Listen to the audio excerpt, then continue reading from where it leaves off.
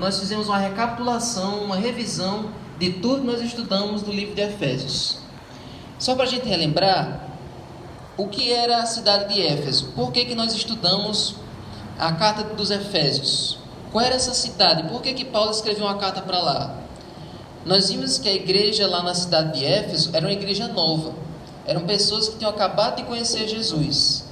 E eles estavam enfrentando muitas dificuldades, porque a cidade de Éfeso era uma cidade muito idólatra. Eles adoravam muitos deuses. Então, eles tinham uma certa dificuldade de entender como é que funcionava o cristianismo, de entender como era a adoração a Jesus, como era tudo isso. Então, Paulo teve que começar mastigando de uma forma bem didática, para eles entenderem como é que isso funcionava, como é que o cristianismo funcionava.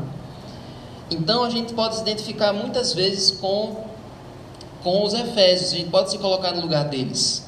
Porque muitos de nós aqui também temos um conhecimento, às vezes, limitado. Então, muitas vezes, nós estamos na mesma situação deles. Então, vamos fazer uma revisão de tudo que nós vimos durante esses 3 meses. Vamos para Efésios capítulo 1. Efésios capítulo 1.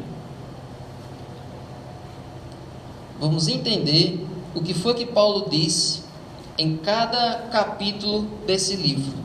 Qual era a mensagem principal de cada capítulo? Efésios tem 6 capítulos. Em cada capítulo ele está falando para essa igreja nova e para nós também. 1. Quer que eu leia o 1, capítulo 1? Não, vamos ler o capítulo todo. Vamos ler alguns versos e vamos tentar entender o que é que Paulo queria dizer nesse capítulo. Não sei na Bíblia de vocês, mas aqui na minha tem 2 divisões do capítulo 1. Tem 3. Tem prefácio e saudação. Sim. Paulo se apresenta como um apóstolo. E depois tem a seção As bênçãos espirituais em Cristo. Aqui é as bênçãos de Deus em Cristo, autor da nossa redenção. Aqui está mais resumido, as bênçãos espirituais em Cristo. O que é que Paulo quis dizer aqui do verso 3 ao verso 14? Vamos ler aqui um pouquinho. Bendito seja o Deus e Pai de nosso Senhor Jesus Cristo, que nos abençoou com todas as bênçãos espirituais nas regiões celestiais em Cristo.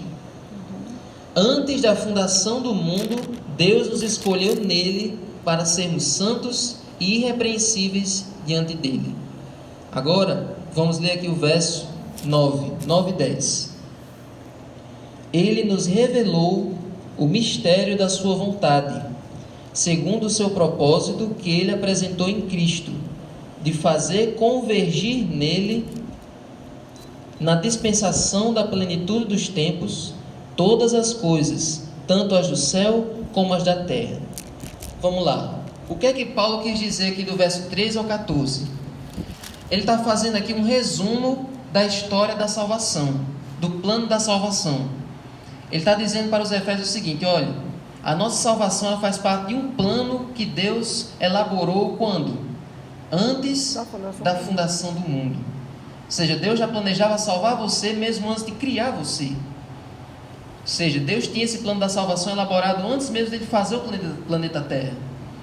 Ele planejava fazer o seguinte: olha, eu vou criar um homem, mas se ele pecar, qual é o resultado do pecado?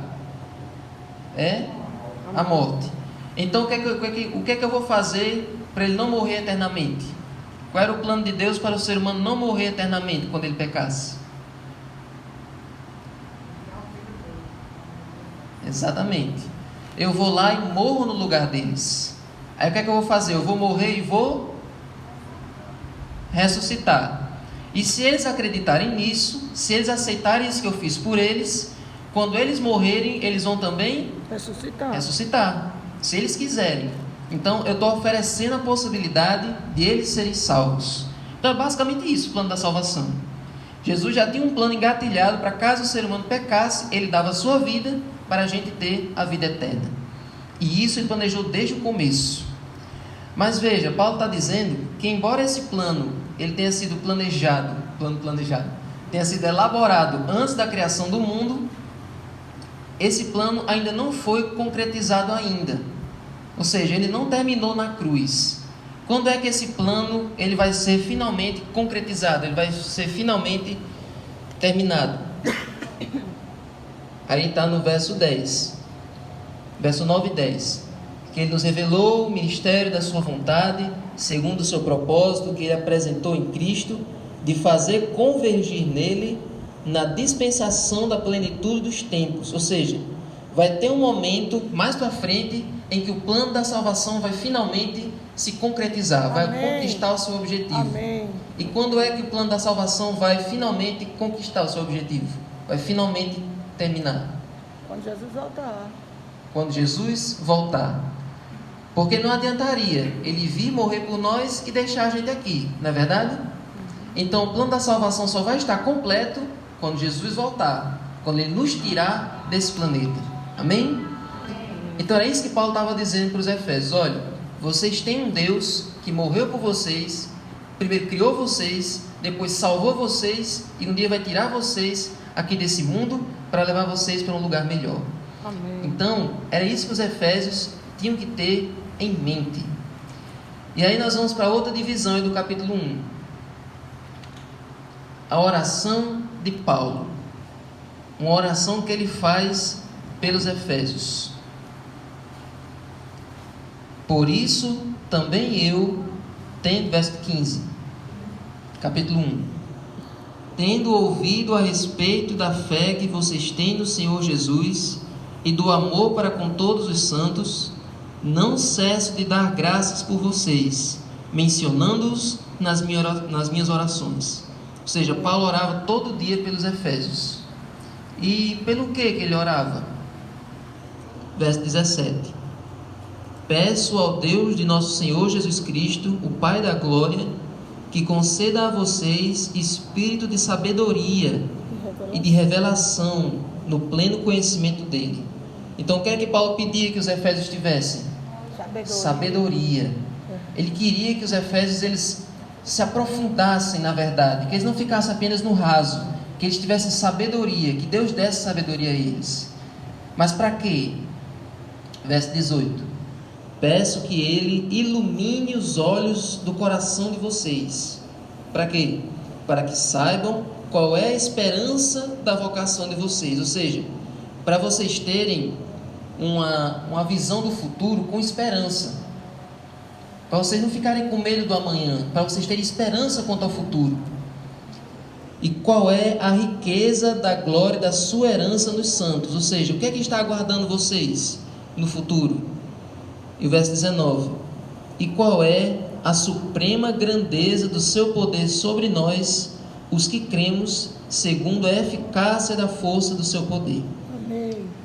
Então a linguagem às vezes é um pouco complicada, mas dá para a gente aprender aí o essencial do que Paulo estava querendo dizer. Estava dizendo, olha, esse Deus que vocês adoram, ele dá poder para vocês aqui no presente e promete uma vida eterna no futuro. Então isso era para os Efésios se sentirem motivados a permanecer na fé. Esse mesmo Deus que eles adoravam, ele dá poder para nós hoje no presente e nos dá esperança para o amanhã.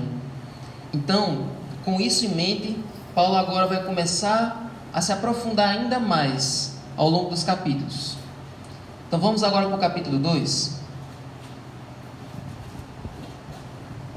Agora que ele fez essa introdução, agora ele vai para o capítulo 2.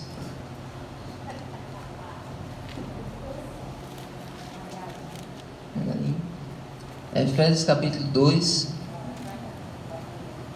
O que é que Paulo agora vai falar para os Efésios?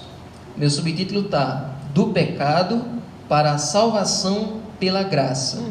Acho que um de vocês também está assim. Salvação pela graça, exatamente.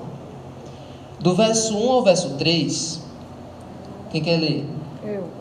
Pode ler. Ele vos deu vida, estando vós mortos nos vossos delitos e pecados, nos quais andastes outrora, segundo o curso deste mundo, segundo o príncipe da potestade do ar, do espírito que agora atua nos filhos da desobediência, entre os quais também todos nós andamos outrora, segundo as inclinações da nossa carne, fazendo a vontade da carne e dos pensamentos. e éramos, por natureza, filhos da ira, como também os demais. Então, olha, Paulo agora faz um retrospecto da vida dos Efésios. Está dizendo, olha, lembre de como vocês eram antes de conhecer Jesus. Vocês eram, olha, vocês andavam segundo as inclinações da sua carne, ou seja, o que a sua natureza, o seu lado pecaminoso mandava vocês fazerem, vocês faziam. Vocês se afundavam no pecado e faziam tudo que não prestava. Por quê? Porque vocês estavam andando de acordo com a cartilha de Satanás. Verso 2. Segundo o curso desse mundo, tudo que o mundo apresentava para vocês, vocês queriam fazer. E segundo o príncipe da potestade do ar, do espírito que agora atua nos filhos da desobediência. Ou seja, vocês estavam sob o controle de Satanás antes de conhecer Jesus. Mas agora que Jesus entrou na vida de vocês, o que é que aconteceu? No verso 8 ao verso 10. É um verso bem conhecido que todos nós deveríamos saber de cor. Pode ler, Francine.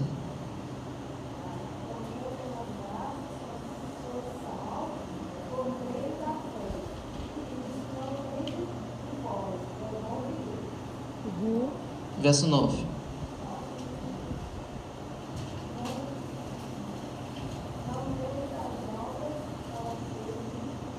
Ninguém.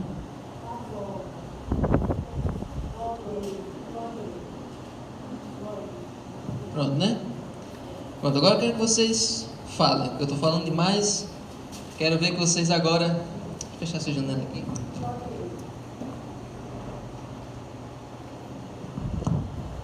O que é que Paulo estava querendo dizer nesses versos aí? Ele falou como era a condição, né, dos Efésios antes de conhecer Jesus. E agora disse, ó, Jesus está fazendo uma obra na vida de vocês. Aí ele diz isso aí. Pela graça sois salvos, mediante a fé. E isso não vem de vós, é um dom de Deus. Não de obras para que ninguém se glorie. Por que vocês acham que Paulo disse isso?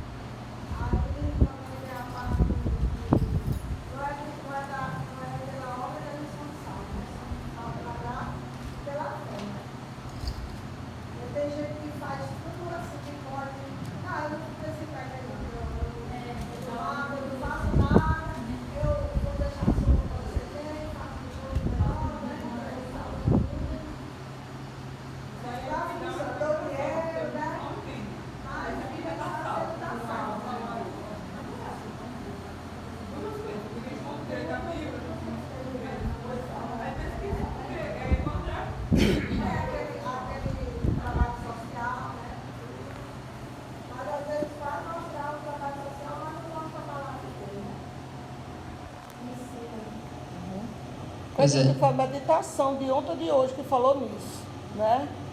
Que tem pessoas que ama sem o evangelho e outros pregam só o evangelho sem amor.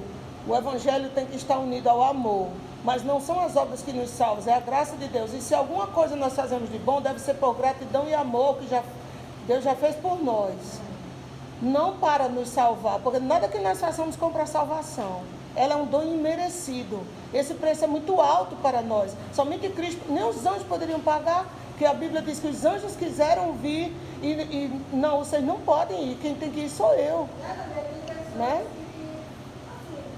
Pessoas que fazem mal, fazem assalto, deixa estar sabendo que às vezes tem uns que a gente está na igreja e nem Está mais perdido do que tem. Eu vou para tal igreja, porque Deus é um céu. Qualquer igreja tem aqui, Deus é um. Aí eu entendi que não é assim. O negócio não é da pregação. É verdade, né? Porque tem igreja que explica, mas não tem igreja que não explica. As pessoas só crescem que aquela igreja não vai pela vida. É isso aí, pela vida. A pessoa tem que entender mais. Exatamente. Isso vai estar pela vida. É isso aí, vai pela pregação. Uhum.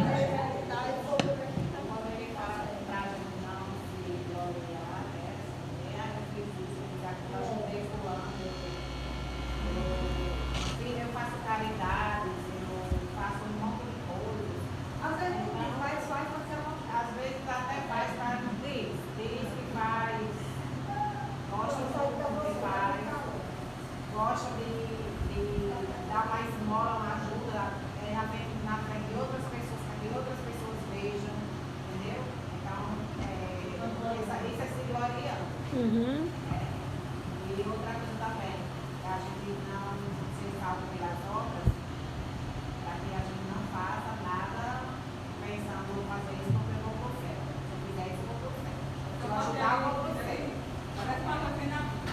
E também, Muito só enganado. Senhor, me deixa entrar, eu posso estar fazendo o céu, eu fiz tal coisa, eu fiz isso, daqui. E não é. Deus diz assim, sai de mim, eu não tenho igreja. Por quê? Quer dizer o quê? Que não é pelas obras. Mas o jeito que é explicado. É pelas obras que você vai ter salvo. e se nós formos salvos pelas obras, Deus seria injusto. Uhum. Injusto demais, e Deus é justo. Jesus teria Verdade. morrido em vão, né? Porque Jesus teria morrido em vão e também várias pessoas que são tipo invalidadas, são doentes. Uhum. Na mente ela tem vontade de fazer, mas ela não consegue, porque É. ela é limitada. Uhum. O corpo dela é limitado. Então essas pessoas iriam para o inferno porque elas não podem fazer. Então seria um Deus injusto, Deus não é. E aquela situação, imagine um céu feito de pessoas, um céu cheio de pessoas que foram lá pelo que elas fizeram, pelas obras. Aí o que era o filantropo, que doou milhões, ia dizer, não, eu mereço estar aqui mais do que você, que ajudou um gatinho a descer da árvore. É como o versículo que diz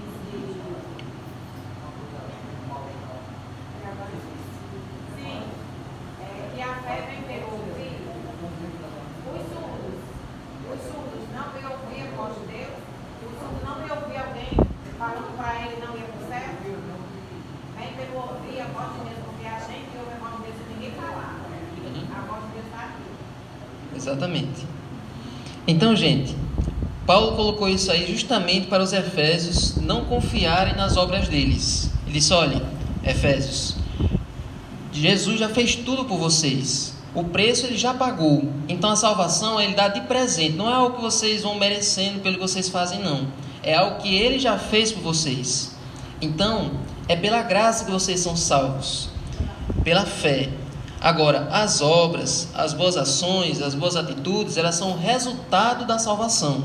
Ele salvou vocês, agora as boas obras são resultado disso, são a consequência disso. Então, isso era uma coisa muito importante que Paulo tinha que dizer para aquela igreja. E tinha que dizer para nós também. Então, é isso que ele diz no capítulo 2.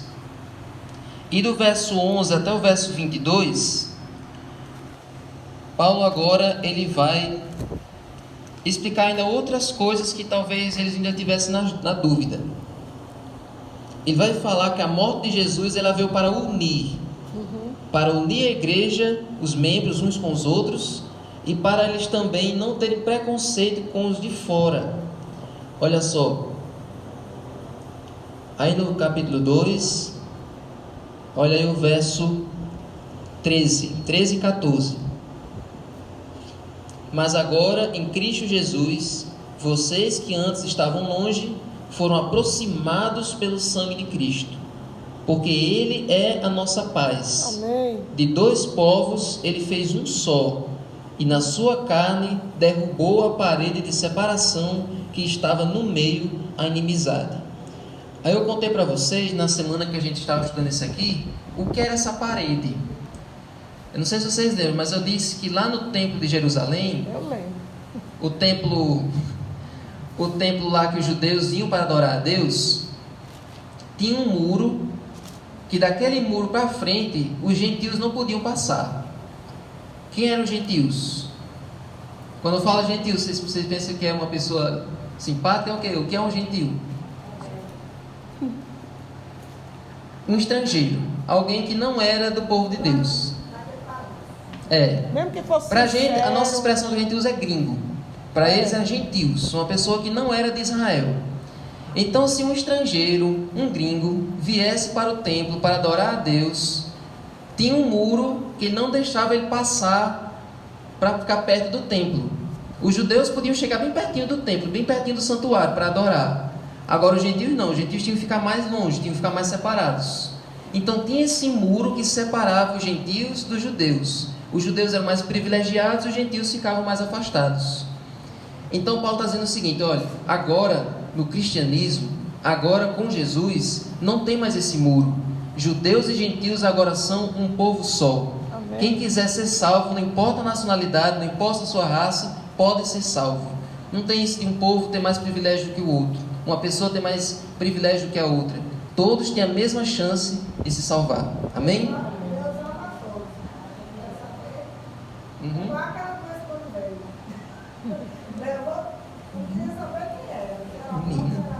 Sabia, assim, por exemplo, nós devemos tomar essa parte aí. Nós aqui da igreja poderíamos, nós os membros da igreja poderíamos sentar mais atrás nos bancos, deixar o banco da frente mais visível, entendeu? Porque nós da igreja sentamos mais à frente e às vezes fica atrás sem ganhar, entendeu? E a gente poderia sentar mais atrás e deixar eles sentassem mais à frente para eles. Eu sei que quando eu vou ser visitar todas as igrejas, eu vou sentar atrás.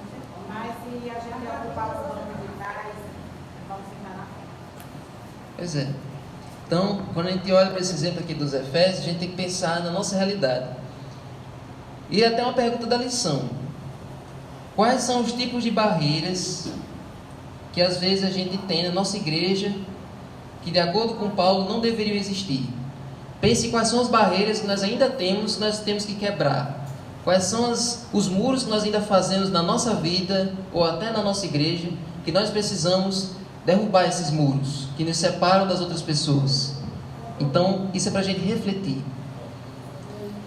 Então, esse mesmo discurso aqui do capítulo 2, Paulo ele repete no capítulo 3. Vamos correr aqui com a recapitulação. No capítulo 3, olha aí o verso 6. 6 e depois o verso 8. Quem quer ler? Verso 6, pode ler.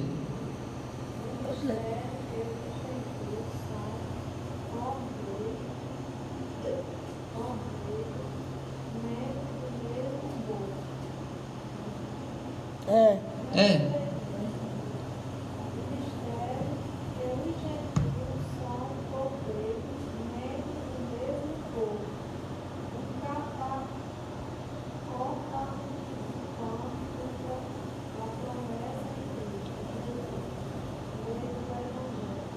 Olha aí.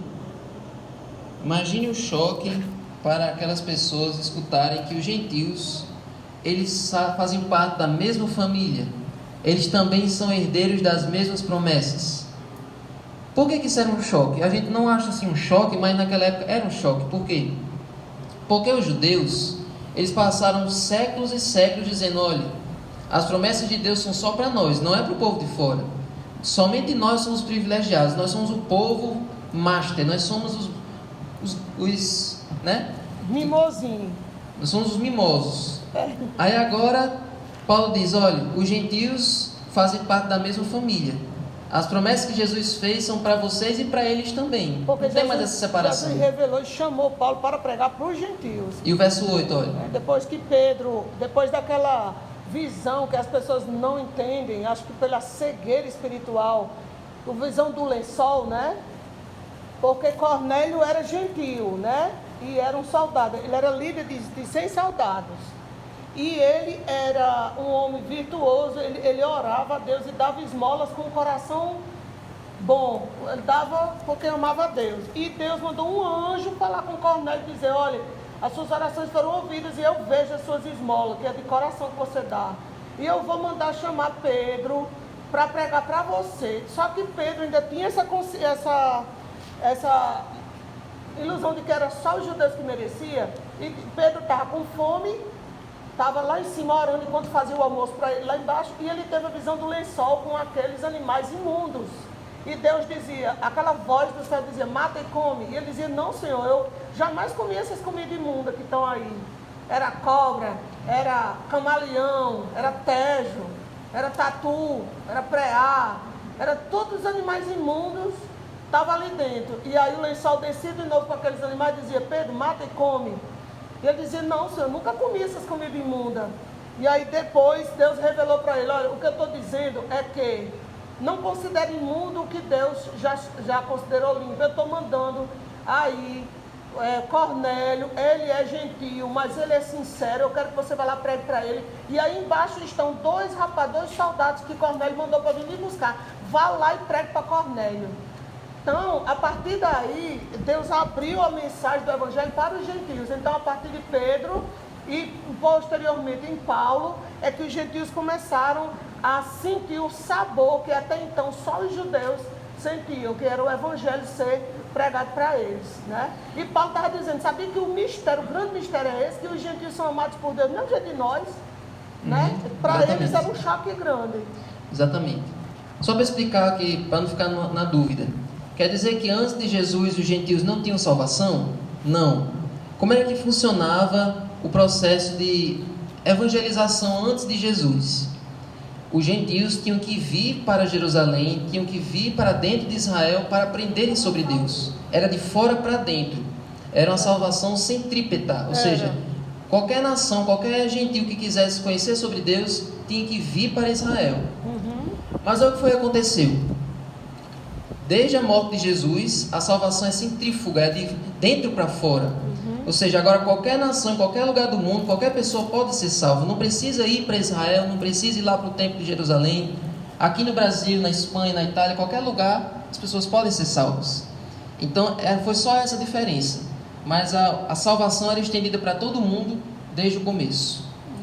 Então, entendendo isso, agora Paulo vai dizer uma série de instruções para a igreja. Diz, pronto, vocês entenderam que vocês todos são um só, que vocês têm que ser unidos. Agora eu vou explicar mais algumas coisas para vocês. Como é que uma pessoa deve proceder agora que foi convertida por Jesus? Vamos agora para o capítulo 4. Agora que vocês foram convertidos, e agora que vocês entenderam que todos vocês são um, o que é que vocês devem fazer? O que é que vocês devem entender? Do capítulo 4, do 1 ao 6, tem um título assim, a unidade da fé. Olha o que ele diz aí no verso 5 e 6. Quem quer ler? Lê, rapaz. Pode ler. Lê, mulher. Eu leio. Há um só Senhor, uma só fé, um só batismo, um só Deus e Pai de todos, o qual é sobre todos, age por meio de todos e está em todos. Amém? Então ele está dizendo, olha, todos vocês são um, porque todos nós somos batizados no mesmo batismo, todos temos a mesma fé e todos temos o mesmo Deus.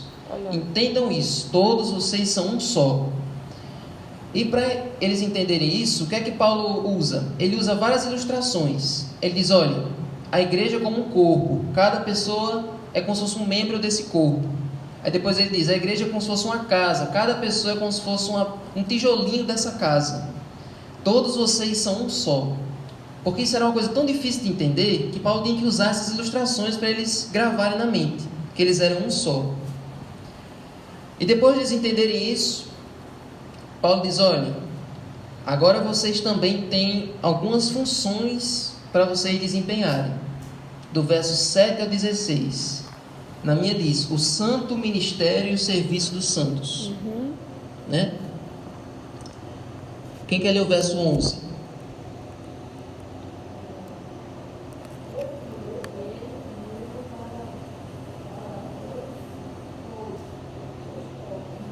Apóstolos.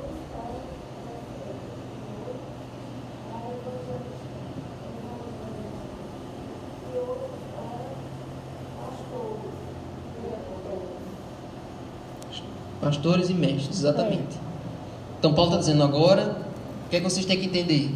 Cada um de vocês tem uma habilidade que Deus deu para vocês. É um dom. Cada um tem a sua função, cada um tem o seu talento. Um sabe cantar, outro sabe sorrir, outro sabe recepcionar, outro sabe pregar, outro sabe ficar no som, outro sabe distribuir folhetos. Cada um tem a sua habilidade, cada um tem o seu dom. Ou seja, assim como num corpo, cada membro tem a sua função, na igreja cada um também tem a sua função. E é para que cada um tem essas funções? Com vistas ao aperfeiçoamento dos santos. Ou seja, é para vocês se desenvolverem. Em quê? Para o desempenho do seu serviço. Ou seja, esses dons, vocês têm que aprimorar, vocês têm que desenvolver para o serviço, para falar de Deus. E para a edificação do corpo de Cristo. Ou seja, para que a igreja também se desenvolva. Então, isso é uma coisa muito importante que Paulo queria que eles entendessem. Agora vamos seguir. Cada um tem a sua função exatamente. Agora eu quero ir aí para o verso 25. Isso aqui vocês vão ter o que falar. Lê, mãe, o verso 25. Por isso, deixando a mentira, fale cada um a verdade com o seu próximo, porque somos membros uns dos outros. Agora quem quer ler o verso 26?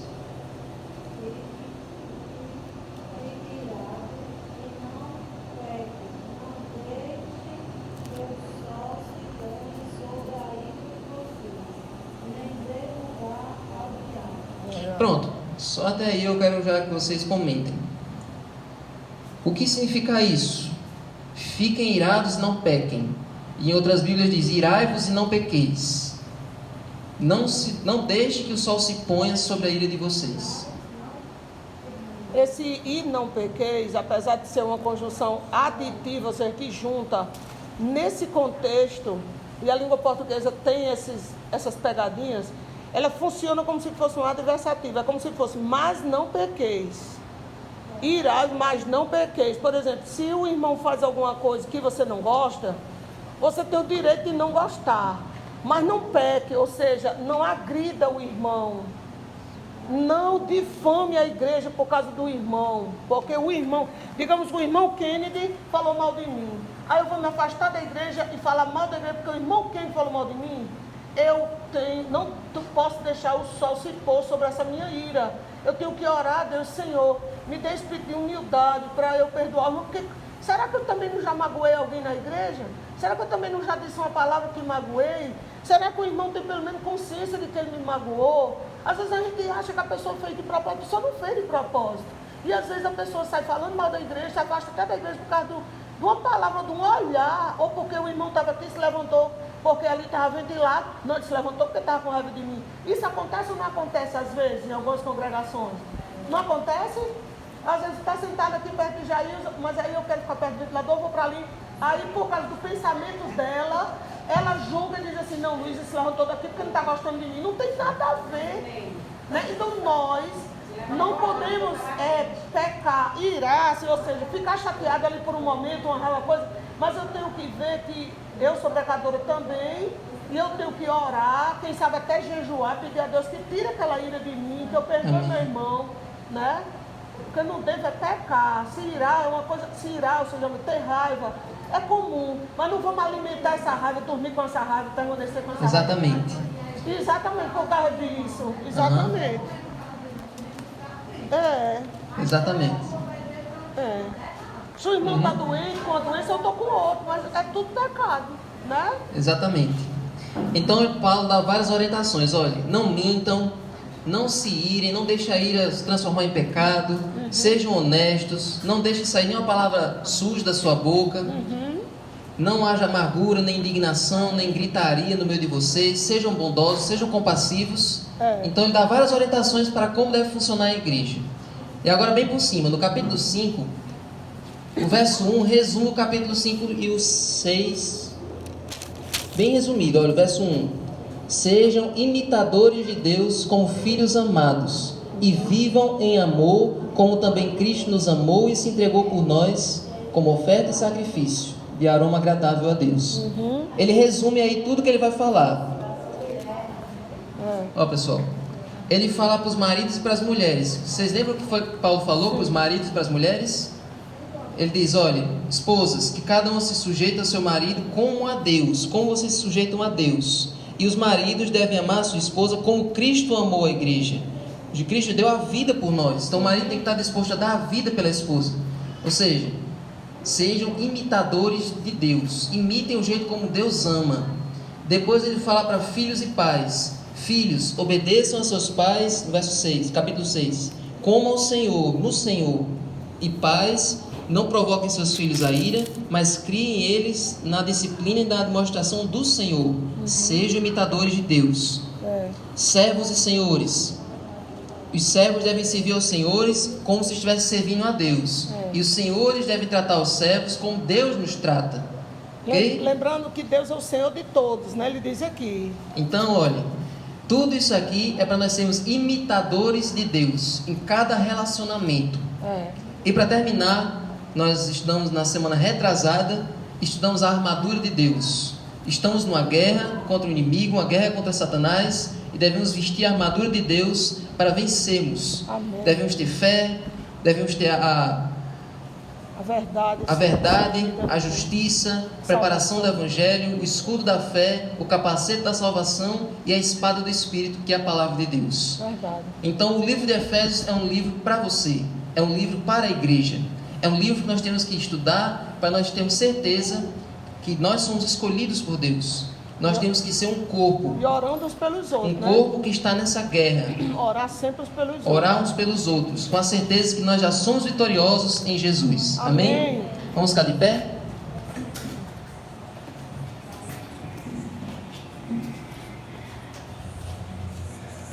Senhor Deus, agora, Senhor, encerramos o estudo desse livro maravilhoso que é o livro de Efésios. Entendemos que nós somos parte de um corpo.